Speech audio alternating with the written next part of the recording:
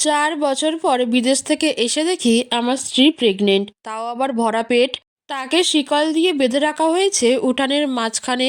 ভরা পেট নিয়ে কেমন বাচ্চাদের মতো খেলছে অস্বাভাবিকভাবে। পাশে ছোট ভাই আসিফ যত্ন নিয়ে খাইয়ে দিচ্ছে। কোমর সমান চুলগুলো ঘাড় পর্যন্ত এখন কেমন এলোমেলো, দেখেই বুকটা কেমন হো হো করে উঠল। 4 বছর পর বিদেশ থেকে না বলে সবাইকে সারপ্রাইজ দিতে এসে নিজেই যে এমনভাবে সারপ্রাইজ হয়ে যাব ভাবতে পারিনি। তার মাঝে চোখে পড়ে মা আসছে। তিনি ঘর থেকে বেরিয়ে আমার দিকে চোখ পড়তেই যেন ভয় পেলেন। চোখ মুখ কেমন শুকিয়ে গেছে।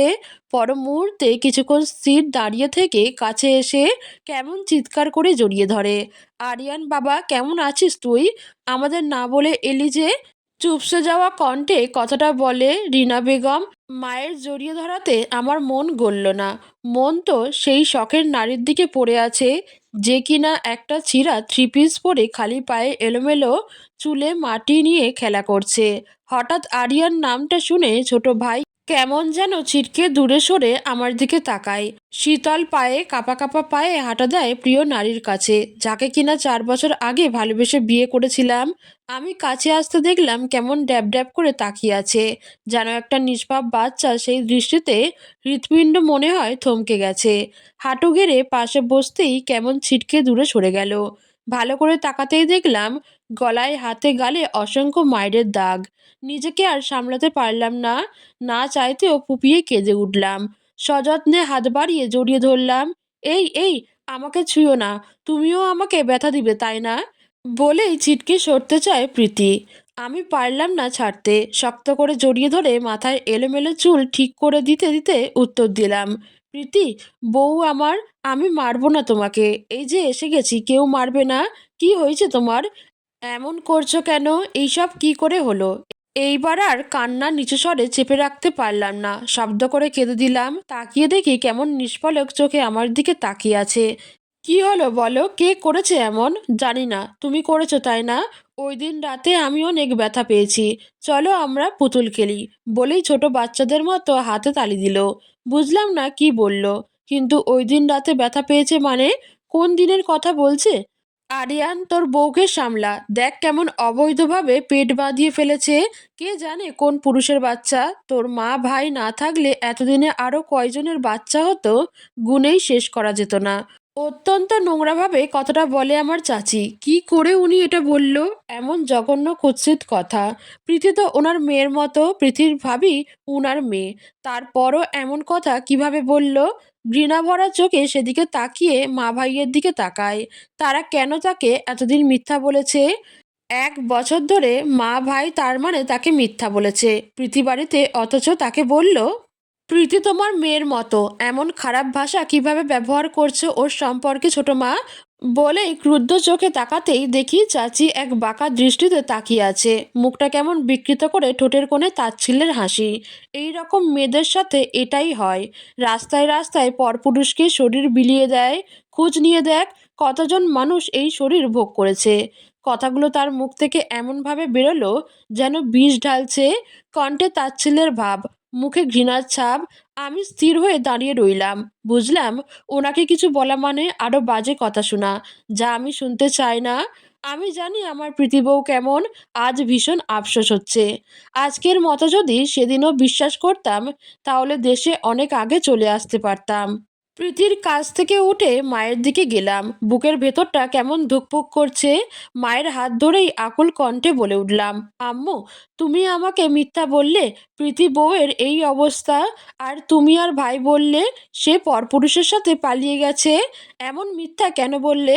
বলেই উত্তরের আশায় মায়ের দিকে তাকালাম। মায়ের মুখের দিকে তাকাতেই দেখি কেমন চুপসে গেছে, ঠোঁট কাঁপছে, চোখে একরাশ ভয়। একদিন যাকে দেখে সাহস পেতাম, আজ তাকেই কেমন ভীত অসহায় লাগছে। পাশে ভাই দাঁড়িয়ে, তার মুখে ভয়ের ছাপ থাকলেও নিজের ভেতরটা সামনে রেখেছে। মনে হলো মা একটু গলা পরিষ্কার করে বলল, আরিয়ান আগে ঘরে চল, ভেতরে গিয়ে সব কথা হবে। আমি তোমাকে বুঝিয়ে বলবো। বলেই মা আমার হাত ধরল। তার মাঝেই উঠানের চারদিক থেকে মানুষের গুঞ্জন ভেসে এলো, পায়ের শব্দ, ফিসফাস, কৌতূহল।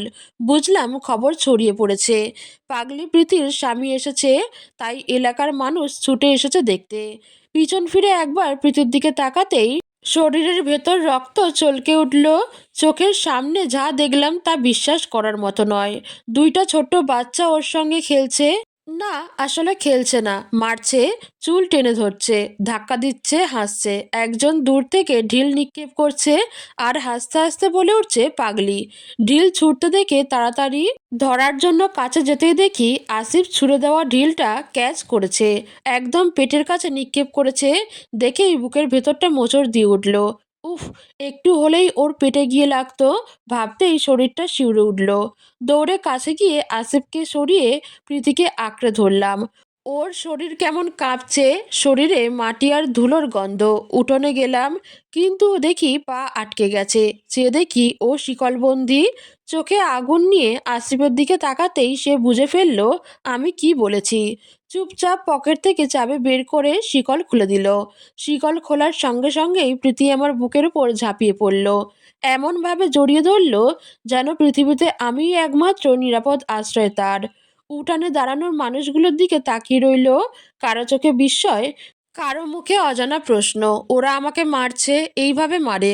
চলো আমরা চলে যাই, বকুলতলায় টিম টিম খেলবো। বাচ্চার মতো সরল ভাঙা গলার কথাগুলো বলে প্রীতি আমার গলা জড়িয়ে ধরল। আমি হতবাক হয়ে তাকিয়ে রইলাম। এইভাবে মারে, এই কথাটাই কানে বাজতে লাগলো।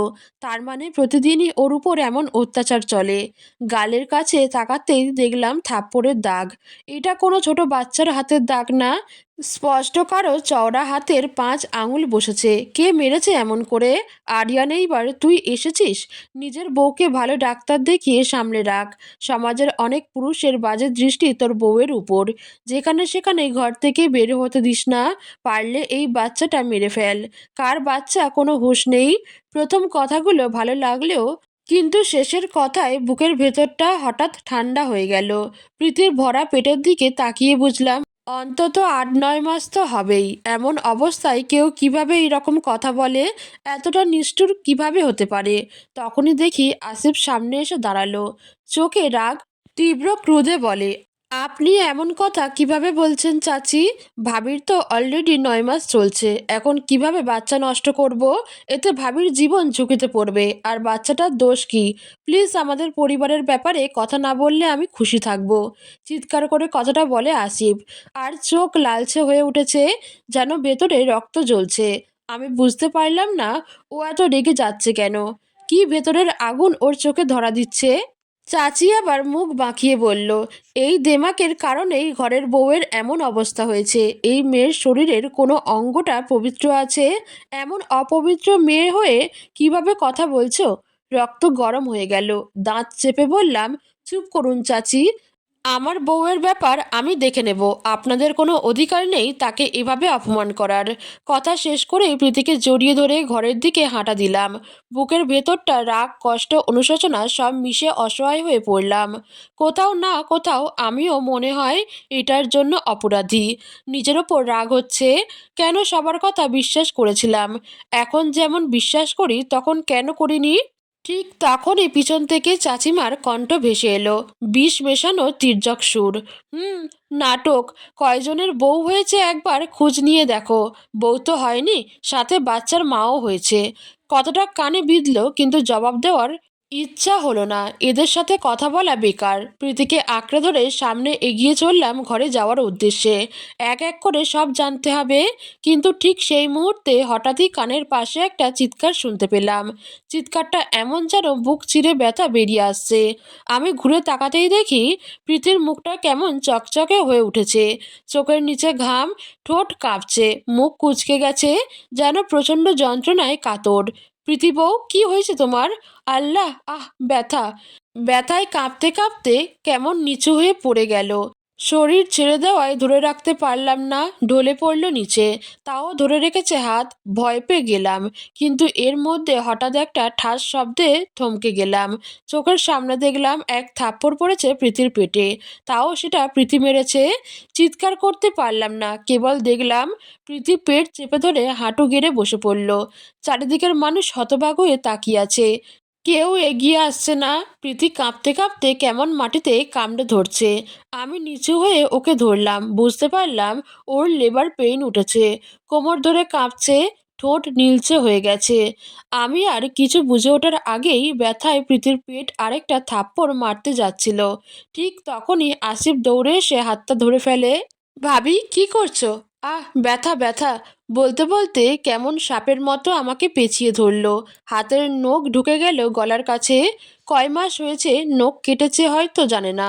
হাসপাতালে নেওয়ার জন্য কোলে তুলে নিলাম। ব্যথায় চোখ খিচে বাচ্চাদের মতো কান্না করছে। ভাই হাত দুইটা ধরে রেখেছে, পেটে আঘাত করার জন্য চুরাচুরি করছে হাত। হাত ছাড়িয়ে নেয় আসিফ, মাথা নাড়িয়ে আসিফ সাই জানায়। আমি তাড়াতাড়ি বাইরে বেরিয়ে আসলাম।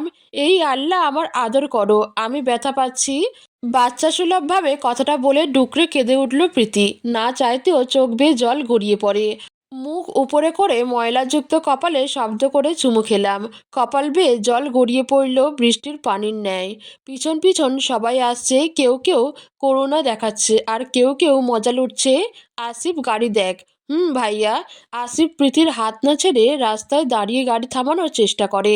আমি কোলে প্রীতিকে নিয়ে দাঁড়িয়ে আছি, যে একধারে চোখের পানি ফেলে যাচ্ছে। সাহস হয় না ওর মুখের দিকে তাকাতে। সেই সময় একটা সিএনজি এসে দাঁড়ালো। তাড়াতাড়ি করে ওকে তাতে উঠিয়ে শুইয়ে দিলাম। অন্য পাশে মা বসলো, সামনে আসিফ। ভাইয়া, তাড়াতাড়ি গাড়ি চালান। বলতেই চালক গাড়ি স্টার্ট দিল। বোধহয় উনি প্রীতির কষ্টটা বুঝে ফেলেছেন। যতটা পারে ততটা জোরে চালাচ্ছেন গাড়ি। আমার কোলের দিকে তাকাতেই দেখি প্রীতি কাঁদতে কাঁদতে চোখ মুখ ফুরিয়ে ফেলেছে। মা ওর মাথায় হাত বুলিয়ে দিচ্ছে। দেখে অবাক হলাম। এই সেই মা যিনি প্রীতির নামে দিনরাত বদনাম করেছে, এখন ভালো সাজতে চাচ্ছে। কেন জানি সহ্য হলো না উনার আলগা মায়া।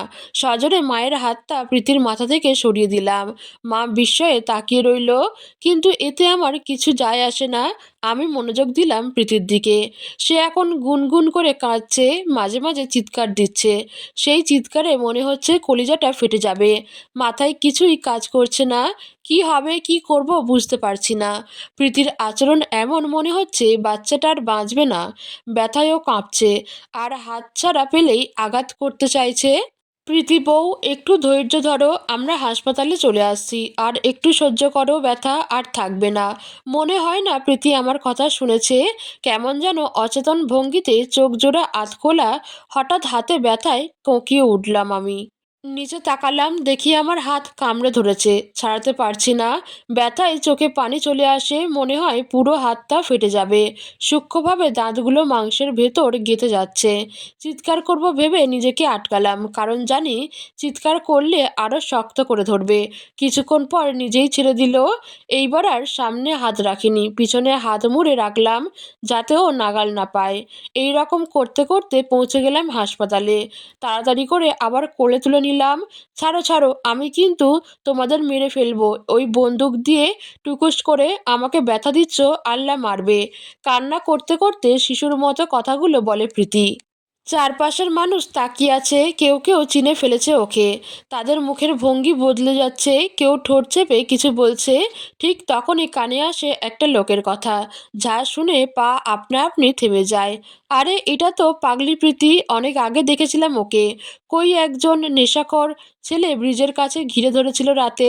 ওর এই অবস্থা নিশ্চয়ই ওদেরই পাপের ফল। কে জানে কতজন লুফে নিয়েছে এই রকম। সেই কথা কানে আসতেই শরীর কেঁপে উঠল। কানটা যেন ঝাঁঝা করে উঠল। মনে হলো পৃথিবীর সব শব্দ নিঃশেষ হয়ে শুধু এই কথাটুকুই বাজছে মাথার ভেতর। ভাবতেই শরীর শিউরে উঠল। প্রীতি এত কিছু সহ্য করেছে, অথচ কেউ তাকে কিছু বলেনি। আমি জানি না। এইসব ভাবতেই নিজের হাতের ব্যথা ভুলে গেলাম। মাথার ভেতর ঘুরপাক খাচ্ছে প্রশ্ন, কে এমন নির্মম আচরণ করেছে ওর সঙ্গে? কেন মা বা ভাই তখন আটকায়নি ওকে বাইরে যেতে? কেন বিশ্বাস করেছিলাম সেই ছবিগুলো? এখন শুধু একটাই প্রার্থনা, বাচ্চাটা যেন সুস্থভাবে জন্ম নেয়। তারপর সব প্রশ্নের জবাব আমি একে একে নেব। হাসপাতালের ভিতর ঢুকতে দেখি দুইজন ডাক্তার দাঁড়িয়ে আছে। প্রীতির অবস্থা বুঝে তারা তাড়াতাড়ি ভর্তি করে। তারপর অপারেশন থিয়েটারের দিকে নিয়ে গেল। বিপত্তিবাদে সেখানেই 5 মিনিট পরেই ডাক্তার এসে জানালো প্রীতিকে থামানো যাচ্ছে না। ব্যথায় সে হাত পা ছুড়ে মারছে, নার্সদের আঘাত করছে। ডাক্তার বলল তারা অন্য ব্যবস্থা নিতে বাধ্য, যার জন্য আমার অনুমতি দরকার। সব ভেবে অনুমতি দিলাম। কিছুক্ষণ পরেই অপারেশন থিয়েটারের ছোট ছিদ্র দিয়ে এক ঝলক ভেতরে তাকালাম। ঠান্ডা হাওয়ার সঙ্গে গায়ে কেমন একটা কাঁপুনি খেলো ভিতরের দৃশ্য দেখে। শিরদাঁড়া বেয়ে নেমে গেল ভয়ের স্রোত। ভিতরে প্রীতিকে শক্ত করে বেঁধে রাখা হয়েছে। দুইজন নার্স কোমর ধরে আছে, আর দুইজন সামনে পিছনে। প্রীতি অসহায়ের মতো চিৎকার করছে, কাঁদছে, কাঁপছে, যেন নিজেকে এই ব্যথা থেকে প্রাণপণে বাঁচাতে চাইছে। প্রতিটি নারী কি তবে সন্তান জন্ম দেওয়ার সময় এমন অসহায় হয়ে পড়ে? এমন কষ্ট হয় যা এখন আমার প্রীতির হচ্ছে? আমি আর দেখতে পারলাম না, চোখ ঘুরে গেল। নিঃশব্দে চলে এলাম করিডোরে। সাদা দেয়াল, ব্লিচের গন্ধ, মাথায় শুধু একটা কথাই বাজছে, প্রীতি তুমি এমন যন্ত্রণায় কেন? কে করেছে এমন? বাইরে এসে দেখি আমার শ্বশুর বাড়ির সবাই এসে গেছে। তাদের দেখে লজ্জায় মাথা নিচু করে ফেললাম। মনে পড়ে গেল আমি তাদের কি ভয়ানক কথাগুলো বলেছিলাম, কত অপমান করেছি সেই দিনের ফোনে। বিয়ের 2 মাস পর বিদেশ যায়। মোটামুটি সচ্ছল পরিবার, নিজের রোজগার দিয়ে ভালো চলছিল। বাবা সেই ছোট থাকতেই মারা গেছে। আমি পরিবারের হাল ধরি সেই থেকে। একসময় বিদেশ যাই, প্রায় 8 বছর পর বিয়ে করার জন্য বিদেশ থেকে আসি। কিন্তু পাত্রী পছন্দ করতে করতে 5 মাসের ছুটির 3 মাস চলে যায়। একদিন এলাকায় পুকুর পাড়ে প্রীতিকে দেখি, যে কলসি করে পানি নিচ্ছে। ভীষণভাবে মনে ধরে যায়। বাসায় এসে প্রস্তাব পাঠায়। খোঁজ নিয়ে দেখি ওর বাবা 2টা বিয়ে করেছে। শেষের ঘরের সন্তান প্রীতি, প্রথম ঘরের প্রীতম। ওর বাবা বেঁচে নেই। মায়া হয় আরও বেশি। প্রস্তাব পাঠাতে তারা রাজি হয়। ধুমধাম করে বিয়ে হয় অল্প সময়। 2 মাসে অনেক বেশি ভালোবেসে ফেলি। মায়ায় জড়িয়ে যায় ভয়ঙ্করভাবে। মাঝে মাঝে অবাক লাগতো প্রীতির কিছু আচরণে।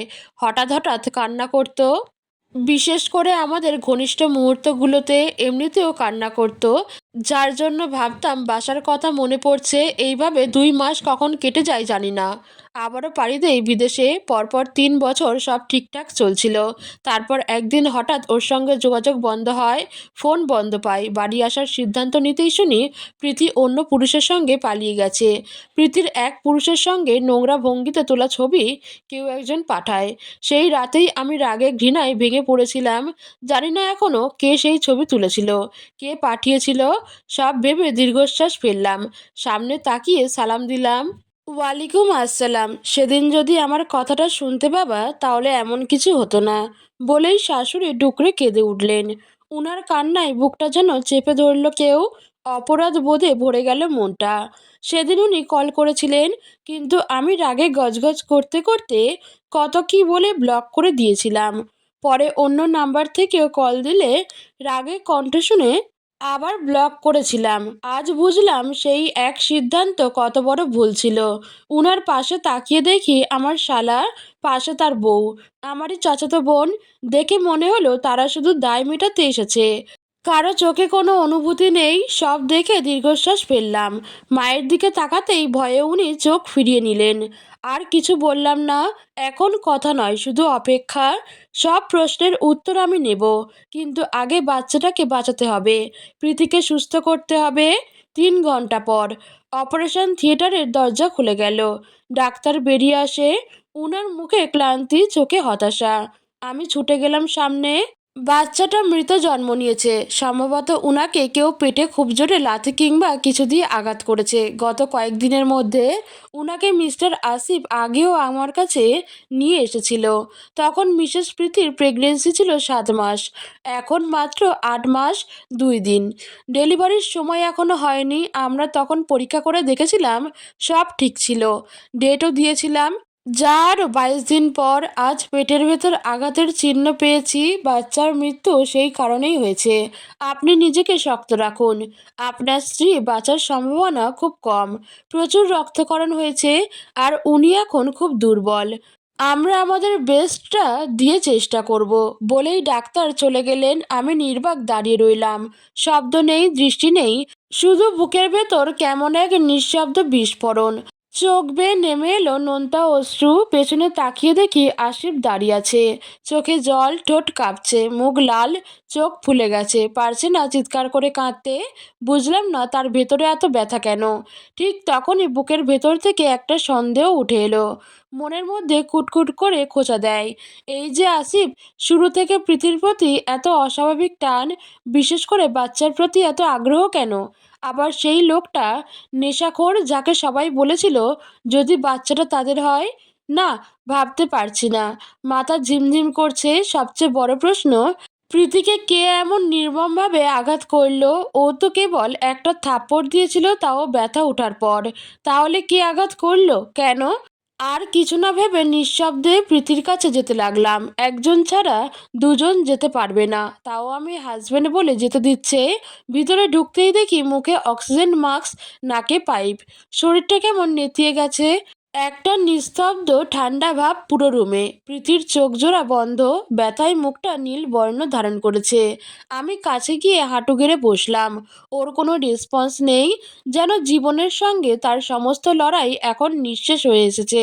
হাত ধরতেই আগের মতো ঝাপটিয়ে ছুটতে চাইল না। প্রীতি বউ, জবাব নেই, নিষ্ঠুরের মতো সেই চোখ দুটো বন্ধ করে আছে। ওর নিস্পন্দন শরীরের দিকে তাকাতে গলা কেঁপে উঠল। এমন প্রীতি কখনো ছিল না। চঞ্চল মেয়েটা হঠাৎ করে কোথায় হারিয়ে গেল? প্লিজ, আপনার দেখা শেষ হলে যেতে পারেন। আপনি এত অনুরোধ করেছেন বলেই আসতে দিয়েছি। কথা বলবেন না, উনার অবস্থা বেশি ভালো না। আল্লাহকে ডাকুন। ডাক্তারের কথা কানে যেতেই মুখ দিয়ে আর কোনো শব্দ বেরোলো না। নিঃশব্দে কাছে গিয়ে কপালে গভীর এক চুমু খেলাম। এই নিষ্পাপ মেয়েটার আজ কী হাল! ভাবতেই মনে হলো কেউ কলিজাটা কামড়ে ধরেছে। তার মাঝে একজন নার্স, যার হাতে তোয়ালে জড়ানো আছে। একটা মোমের পুতুলের মতো একটা বাচ্চা, মায়ের মতো তার চোখ জোড়াও বন্ধ। এই নিন, আপনাদের বাচ্চার মুখটা একটু দেখুন, বলেই নার্স এগিয়ে দিল তোয়ালেতে মোড়া সাদা মাসুম বাচ্চাটা। টুকা দিলেই যেন রক্ত পড়বে, এত নরম। কাঁপা কাঁপা হাতে হাত বাড়িয়ে নিতেই বুকটা চলকে উঠল। এ কেমন অনুভূতি? কেন তাকে এত আপন লাগছে? না চাইতেও চোখ বেয়ে গড়িয়ে পড়ল পানি। নিঃশব্দে হেঁটে বাইরে আসতেই দেখলাম সবাই অপেক্ষায় আছে। বাচ্চাটাকে দেখে আসিফ কেমন চাতক পাখির মতো এগিয়ে এলো আমার দিকে। ভাইয়া, আমাকে একটু দাও না, করুণ স্বরে কথাটা বলে হাত বাড়ালো আমার দিকে। হাতে দিতেই এলোমেলো চুমুতে ভরিয়ে দিল শব্দহীন বাচ্চাটার মুখে, কপালে। চোখ বেয়ে জল গড়াচ্ছে। নিজেকে আর ধরে রাখতে পারলাম না। না চাইতেও এই এত মানুষের সামনে প্রশ্ন করে উঠলাম, আসিফ, তুই বাচ্চাটাকে নিয়ে এত আপসেট কেন? এত কেয়ার কেন করছিস? আমার মনে সন্দেহ জাগছে, কোনোভাবে বাচ্চাটা কি তোর? নয়তো তোর এত টেনশন কেন? আমার এই এক প্রশ্নে সবাই কেমন বিস্ময়ে তাকালো। আশিফের দিকে তাকাতেই দেখি ফ্যাল ফ্যাল চোখে তাকিয়ে আছে। পর মুহূর্তে ফুপিয়ে উঠে সবার সামনে কেমন দাঁত মুখ খিচে আছে। ও বুঝি কান্না করতে চাচ্ছে, কিন্তু নিজেকে সামলাতে পারছে না। ঠোঁট কামড়ে কান্না আটকে বলে, ও তো আমার বাচ্চাই। সবাই পাগলের বাচ্চা, জারজ বাচ্চা বলে অবহেলা করেছে, লাথি ঘুষি মেরেছে। তখন তো কেউ এগিয়ে আসেনি, আমি এসেছিলাম। আগলে নিয়েছিলাম এই নিষ্পাপ শিশুটির সাথে প্রীতিকে। চেষ্টা করেছি দুইজনকে ভালো রাখার। বাচ্চাটার কথা ভেবে ওকে কষ্ট দিয়ে হলেও শিকলে বেঁধে রাখতাম, যাতে করে বাইরে সেই নোংরা লোকের চোখে না পড়ে। এই বাচ্চাটার কথা ভেবে জোর করে হাতে পায়ে ধরে 3 বেলা খাওয়াতাম, শুধু এই বাচ্চাটা সুস্থ থাকার জন্য। নিজের সবটুকু দিয়ে আগলে রেখেছি এই নোংরা মানুষগুলোর থেকে। তাহলে তো ওর বাবা আমিই হলাম। প্রীতি, না প্রীতি ভাবি বলো, বলেই আসিফের দিকে রুক্ষ চোখে তাকালাম। কেন যেন বিশ্বাস করতে চেয়েও পারছি না ওর কথা। ও যদি এত খেয়াল রাখে, তাহলে ও বাইরে কিভাবে যায়? কিভাবে ওর শরীরে এত দাগ? কিছু দাগ তো একদমই টাটকা, তরতাজা। এক বিন্দু বিশ্বাস হইল না ওর কথা। আবার কোনো প্রমাণও নেই। কে করেছে এইসব? আসিফ বাচ্চাটাকে আদর করতে করতে আমার দিকে তাকালো নিষ্পলক। কিছুক্ষণ সেই দৃষ্টি দেখে মনে হলো ওর খুব প্রিয় জিনিস আমি কেড়ে নিয়েছি। কিছু বলতে চাইলো, তার মাঝেই ডাক্তার এসে বলে, পেশেন্টের ও নেগেটিভ রক্ত লাগবে, আমাদের কাছে নেই, তাড়াতাড়ি করে ও নেগেটিভ রক্তের ব্যবস্থা করুন। শ্যামা, তোর রক্ত তো ও নেগেটিভ, তুই একটু দে প্লিজ। বলেই আমার চাচাতো বোনের দিকে তাকালাম। ছোটবেলা থেকে একসাথে বড় হওয়া, জানি ওর রক্ত ও নেগেটিভ, তাই আবদারটা করে উঠি। কিন্তু ও এমন কথা বলবে কখনো ভাবতে পারিনি। সরি, আমি দিতে পারবো না, এমনিতেই শরীর দুর্বল, এর মাঝে রক্ত দেওয়া আমার কাছে সম্ভব না। ঠোঁট বাঁকিয়ে কথাটা বলে শামা। এক মুহূর্তে মনে হলো, এটা কি সত্যিই আমার চাচাতো বোন? ওকে তো কোনো দিক দিয়ে দুর্বল লাগছে না, চোখে মুখে ক্লান্তির লেশ মাত্র নেই, উল্টো যেন বিরক্তি আর স্বার্থপরতা ঝরে পড়ছে। আমি দিচ্ছি রক্ত, বলেই এগিয়ে আসে প্রীতম, প্রীতির ভাই। সৎ হলেও প্রীতির সাথে প্রীতমের রক্তের গ্রুপ মিলে যায়। আমি তাকালাম ওর দিকে। সামহার কথা শুনে ভুলেই গিয়েছিলাম প্রীতির ভাই আছে। বুকের ভেতর একটু স্বস্তি নেমে এলো। রক্তের ব্যবস্থা হয়েছে। রোগীর কিন্তু অবস্থা তেমন ভালো না, অলরেডি অনেক রক্তক্ষরণ হয়েছে উনার। ডাক্তারের কথা শুনে প্রীতম দ্রুত এগিয়ে যায়। আমি দেব রক্ত ডাক্তার। ওকে, তাহলে আমার সাথে এগিয়ে আসুন। বলেই ডাক্তার আর প্রীতম হেঁটে চলে যায়।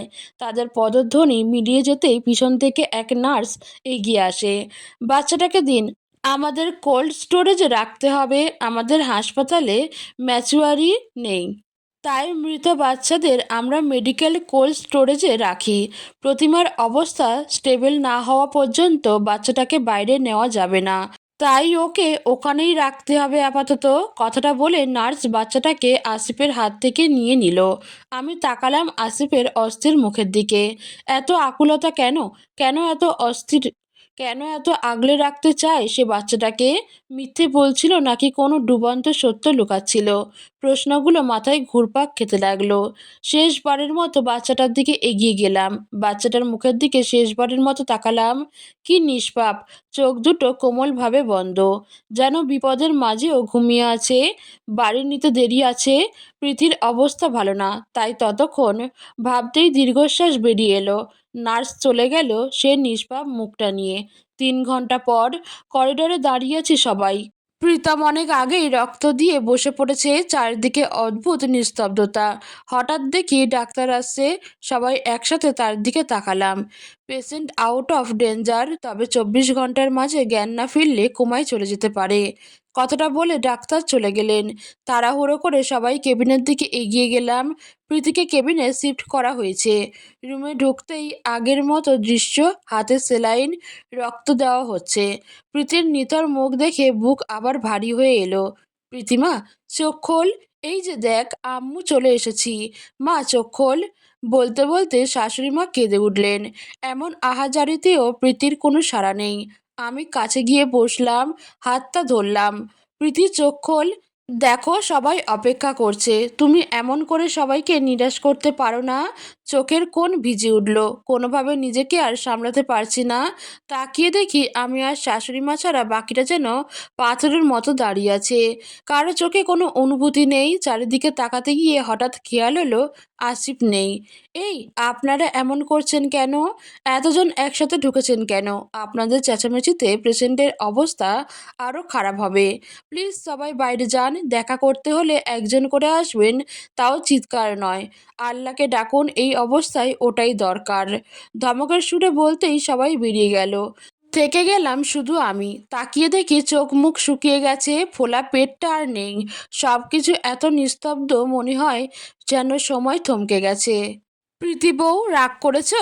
জানি আমি ভুল করেছি, তোমাকে বিশ্বাস করা উচিত ছিল। আমি খুব বড় ভুল করেছি, প্লিজ চোখ খোলো, আমাকে ক্ষমা করো। এই অনুতাপের বোঝা আর সহ্য করতে পারছি না। কথা বলতে বলতে নিজেই ডুকরে কেঁদে উঠলাম। তবুও প্রীতির কোনো প্রতিক্রিয়া নেই। বেশ কতক্ষণ বসে থেকে অবশেষে উঠলাম। সিদ্ধান্ত নিলাম মসজিদে যাব, নামাজ পড়ে তার জন্য দোয়া করব। বাইরে এসে দেখলাম সবাই দাঁড়িয়ে আছে। সামনে এগিয়ে আসছে আসিফ, মাথায় টুপি, চোখে মুখে গাম্ভীর্য। তবে কি সেও নামাজ পড়ে আসছে? কাছে এসে আসিফ বলল, ভাইয়া, আমি কি একটু প্রীতি ভাবির সাথে দেখা করতে পারি? আমি তাকালাম। আমার কাছে অনুমতি চাইছে নাকি ইচ্ছে চাপিয়ে দিচ্ছে? আর গম্ভীর স্বরে অদ্ভুত কিছু লুকানো ছিল। সবাইকে দেখে বললাম, ওকে যা। আমার কথা শেষ হতেই আসিফ দ্রুত কেবিনে ঢুকে গেল। দীর্ঘশ্বাস ফেলে বাইরে বেরোলাম, তখনই যে নাম্বার থেকে ছবি পাঠানো হয়েছে সব ছবি আর নাম্বারটা নোট করে পাঠালাম ইন্সপেক্টর আকিবের কাছে। প্রীতির মুখ হাইড করে দিলাম, ছবি আর নম্বর পাঠিয়েই কল দিলাম। কিরে দেবদাস, কেমন আছিস? নাকি ভাবির কথা এখনো ভুলতে পারিসনি? গুরুতর মুহূর্তে ওর এমন পাগলামি ভালো লাগে না। দাঁত চেপে বললাম, তুই কোথায়? আমার ঢাকায় বাসায়। আর কি, কেন দিনাজপুর আসতে পারবি আজ? আমার গম্ভীর গলা শুনেই ও সিরিয়াস হয়ে গেল। কি হয়েছে বন্ধু, তুই দেশে এসেছিস? হ্যাঁ, আজকেই। আর অনেক বড় ধাক্কা খেলাম। খুব খারাপভাবে আমাকে ঠকানো হয়েছে। ছবিগুলো, নম্বরগুলো কার দিয়েছিস? সব তুই দিনাজপুর আসলেই বলবো, মোবাইলে বলা সম্ভব না। আর হ্যাঁ, তোর টিমের কাউকে কিছু বলিস না, তুই একাই আয়। ওকে ওকে। কল কেটে দিল আকিব। আমি মোবাইলটা পকেটে রেখে মসজিদের দিকে হাঁটা দিলাম। অন্যদিকে কেবিনের দরজা আস্তে খুলে একা ভেতরে ঢুকছে আসিফ। রুমে নরম আলো, মেশিনের ভিপ ভিপ শব্দ, সেলাইনের টুপটাপ পড়া, সব মিলিয়ে পরিবেশটা চাপা। পাশে এক নার্স দাঁড়িয়ে আছে, তার চোখে সতর্কতা। আসিফ নার্সকে দেখে মাথা নিচু করল, যেন কোনো অপরাধ বোধ, অস্বস্তি লুকাতে চাইছে। তারপর নিঃশব্দে প্রীতির পাশে এসে বসলো। শ্বাসের দমটা যেন বুকের মধ্যে আটকে আছে তার। কেমন আছো হৃদ? ও, হৃদ না, প্রীতি ভাবি। গলার স্বরটা ভাঙা, কথাগুলো বেরোচ্ছে খুব ধীরে, যেন ভেতরে জমানো বহু বছরের কষ্ট একসাথে বেরোতে চাইছে। হৃদ নামটা অনেক আগেই আমার মুখে কুলুষিত হয়ে গেছে। বাদ দাও এসব, বলেই আসিফ এক নিঃশ্বাস নিয়ে আবার তাকালো প্রীতির মুখে। চোখ বন্ধ, ঠোঁট নিস্তব্ধ, মুখটা ফ্যাকাশে, অস্তিত্বটা যেন শূন্য। বিশ্বাস করবে, তোমাকে চোখ বন্ধ অবস্থায় একদম ভালো লাগছে না। অসহায় লাগছে, নগ্ন ভঙ্গুর লাগছে। আমি তো এমন কিছু কখনো চাইনি, তাহলে এমন কেন হলো হৃদ? তোমার এই অবস্থা কেন? জানো, বেবি আমার দিকে তাকায়নি, ঠিক তোমার মতোই নিষ্ঠুর। চোখ বন্ধ করে কোনো সাড়া নেই। বলতে বলতে হাসতে গিয়ে কেমন বেদনাবিধুর হয়ে পড়ল ওর মুখ, দু চোখ বেয়ে জল ঝরতে লাগলো। জানো, যখন শুনলাম বেবি মৃত আর তোমার অবস্থা ভালো না, সত্যি বলছি নিজেকে পাগল লাগছিল। মনে হচ্ছে তোমাকে পাগল করতে গিয়ে নিজেই পাগল হয়ে গেলাম। কিন্তু আমি কি করব? ভুলতে পারি না তো, কিছুই ভুলতে পারি না। নিজেকে সামলাতে পারি না যখন দেখি নিজের চোখে সব। বলেই আসিফ দু হাত দিয়ে মুখ ঢাকলো। শরীরটা থরথর করে কাঁপছে। নার্স দূর থেকে সব দেখছে, কিন্তু যে পর্যন্ত সে জানে এই ছেলেটা তো পেশেন্টের দেবর। কিন্তু কথাবার্তা শুনে সম্পর্কটা অন্যরকম, অস্বাভাবিক, ক্ষত বিক্ষত মনে হচ্ছে। হঠাৎ আসিফ প্রীতির নিথর শরীরটা হাত দিয়ে জাঁকিয়ে তুলে বলল, এই হৃদ, ওঠো না, দয়া করে ওঠো। নার্স ভয় পেয়ে দ্রুত এগিয়ে এলো। প্লিজ এমন করবেন না, রোগীর ক্ষতি হবে। কিন্তু ঠিক সেই মুহূর্তে নার্স থমকে দাঁড়িয়ে গেল। তার চোখ বিস্ময়ে বড় হয়ে গেল। প্রীতির হাতের আঙুল নড়ল, একবার খুব আস্তে, তারপর আবার হালকা নড়ল। আসিফেরও চোখ সেদিন আটকে গেল। চোখ দুটো মুহূর্তেই জ্বলে উঠল অবিশ্বাস, আনন্দ, আতঙ্ক সব। তবে কি হৃদ এখনও তার ডাকে সাড়া দেয়?